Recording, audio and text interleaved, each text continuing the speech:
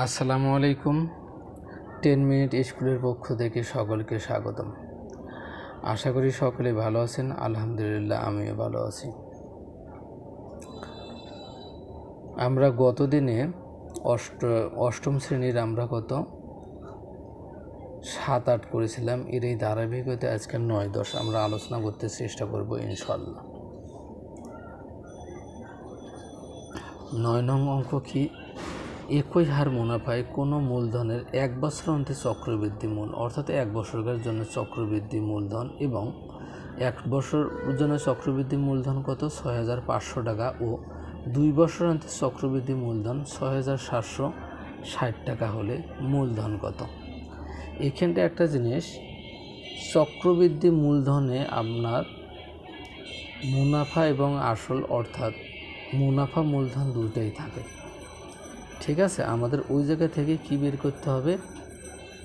এখানকার আমাদের মূলধনটা বের করতে হবে। ধরি 1 বছর অন্তে চক্রবৃদ্ধি মূল সি সমান কত 6,500 টাকা এবং 2 বছর অন্তে চক্রবৃদ্ধি মূলধন সি সমান 6,760 টাকা। আমরা কি জানি, চক্রবৃদ্ধির ক্ষেত্রে সবৃদ্ধি মূল সি সমান P into 1 plus R to the power N.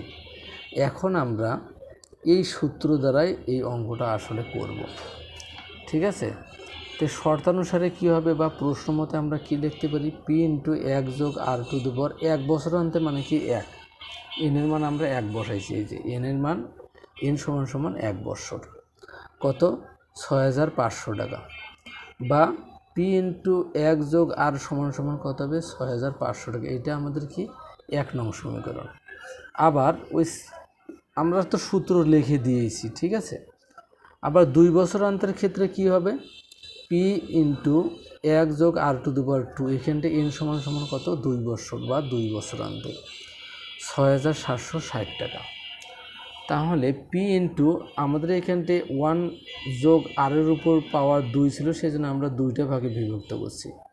P into 1 যোগ আর ইন্টু কত 1 যোগ আর সমান 6,760 টাকা। এটা আমাদের কি 2 নং সমীকরণ। এখন আমরা ডান পাশে যদি লক্ষ্য করি, 1 নম্বরের থেকে 2 নম্বর অঙ্কটা আমাদের 2 নম্বরের সমীকরণের মানটা কি বড়, সেহেতু আমরা 2 নংকে 1 নং সমীকরণ দ্বারা ভাগ করব। আমরা লিখছি 2 নং সমীকরণকে 1 নং সমীকরণ দ্বারা ভাগ করি। 2 নং সমীকরণ কি?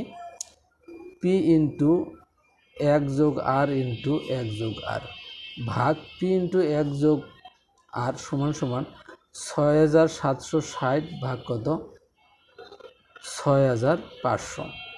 আমরা দুজনকার একটা একটা করে শূন্য কেটে দিয়েছি। তখন উপরে আছে কি 6,676 আর নিচে আছে 650। এখানটায় আমরা উভয় পক্ষে লব হর থেকে পি আমরা কেটে দিয়েছি। পি এক পিক ভাগ করলে কাটা দেওয়া যায়, পি দ্বারা পিক ভাগ করলে 1 হয়।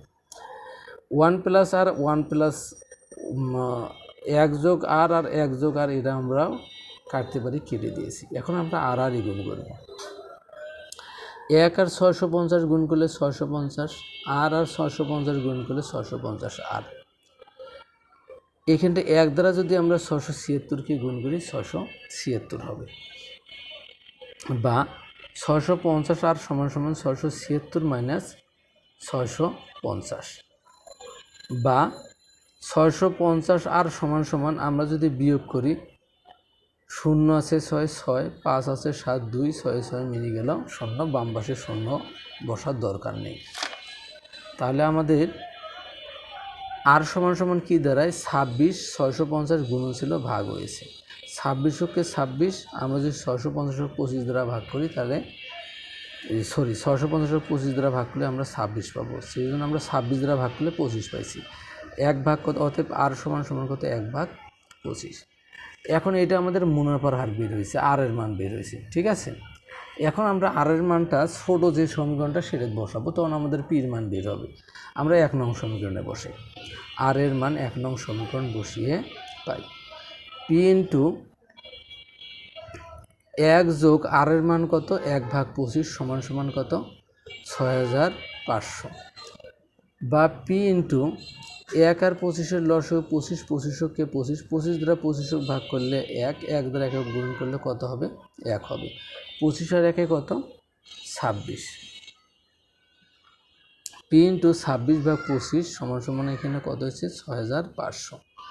বা P সমান সমান এই 25 ভাগ ছিল গুণন করে দিয়েছি, আর 26টা গুণন ছিল ভাগ করে দিয়েছি। আমরা তো একটু আগেই দেখেছি 26 দ্বারা যদি আমরা 650-কে ভাগ করে 25 পাই, এই শূন্যটা কেটে এখানে নিয়েছি। তো কত দাঁড়াইলো? অতএব P সমান সমান 25 দ্বারা যদি আমরা গুণন করি, 25 25 625, এই যে শূন্যটা ছিল আমরা এখানটায় বসাই দিয়েছি। তাহলে আমাদের কত দাঁড়ালো? পির মান কত? 6250। সুতরাং নির্ণীয় মূলধন 6250 টাকা। এটা আমাদের কি হবে? অ্যান্সার হবে। এরপরে যে অঙ্ক আছে 10 নং। 10 নং অঙ্ক কি? বার্ষিক শতকরা 8.50 টাকা চক্রবৃদ্ধি মুনাফা। এখানে কিন্তু উল্লেখ করে দিচ্ছি, এগুলো ভুলে গেলে চলবে না। চক্রবৃদ্ধি মুনাফা মানে চক্রবৃদ্ধি মুনাফা সূত্র দ্বারা অঙ্ক করতে হবে। মুনাফায় 10,000 টাকায় 2 বছরের চক্রবৃদ্ধি মূলধন ও চক্রবৃদ্ধি মুনাফা পার্থক্য নির্ণয় করো। আমরা দুইটা মুনাফা বের করব, একটা চক্রবৃদ্ধি মূলধন আর হচ্ছে কি চক্রবৃদ্ধি মুনাফা। এই দুটার আমরা কি, এই দুটা দিয়ে আমরা কি বের করব? এই দুটো দিয়ে আমরা হতেছে মুনাফার হারের পার্থক্য বের করব। এখানে মুনাফার হার আর সমান সমান কত? মুনাফার হার আর সমান সমান দেওয়া আছে কত আমাদের?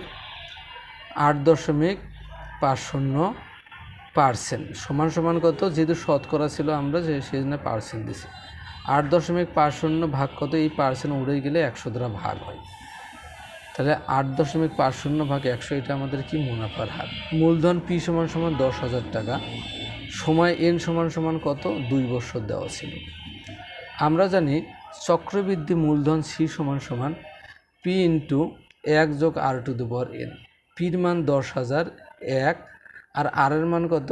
8.50 ভাগ 100, আর n এর মান কত? 2। এখন আমরা এখানটা কি করব? এখন আমরা এখানটা 100 আর 1-এর লসাগু কত? 100। 100 আর 1-এর লসাগু কত? 100। তাহলে আমাদের 100 দ্বারা 100 যদি আমরা গুণ করি 100 পাবো।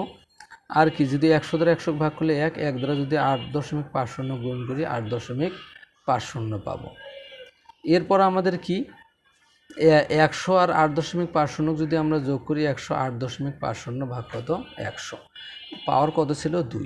এগুলো আমি হাইড করে রাখছিলাম, যে একই জিনিস বারবার বলার দরকার নাই। সমান সমান 10,000 এর এখানে 2 মানে কি? 108.50 ভাগ 100 দুইটা আছে। 108.50 ভাগ 100 গুণন 108.50 ভাগ কত? 100। এখন তাহলে কি, এই 100 কেটেছি, এখানে কি 2 শূন্য কাটছি, এই 100 কেটেছি, এখানে 2 শূন্য কাটছি। তাহলে আমরা 108.5 আর 108.5কে যদি আমরা গুণন করি তখন কত পাবো? 11,772.25। অতএব চক্রবৃদ্ধি মূলধন কত পাইলাম আমরা? 11,772.25 টাকা। তো চক্রবৃদ্ধি মুনাফা কত হবে? চক্রবৃদ্ধি মুনাফা আমাদের কি হবে? সবৃদ্ধি মূল মাইনাস মূলধন। অর্থাৎ আমরা এখন যে চক্রবৃদ্ধি মূলধনটা পাইছি ওটার সাথে আমরা কি 1000 বিয়োগ করব। তখন কত হবে? 10,000 আমাদের মূলধন ছিল, সেটা আমরা বিয়োগ করব। তখন আমরা কত পাই? 1772.25 টাকা। তাহলে আমাদের এখানে চক্রবৃদ্ধি মুনাফা কত বের করলাম আমরা? 1772.25 টাকা। আমাদের বলছিল যে চক্রবৃদ্ধি মুনাফা নির্ণয় করো। তাহলে আমরা চক্রবৃদ্ধি মূলধন কত পাইলাম? 11,772.25 টাকা, এবং চক্রবৃদ্ধি মুনাফা পাইলাম আমরা কত? 1772.25 টাকা। সকলকে ধন্যবাদ।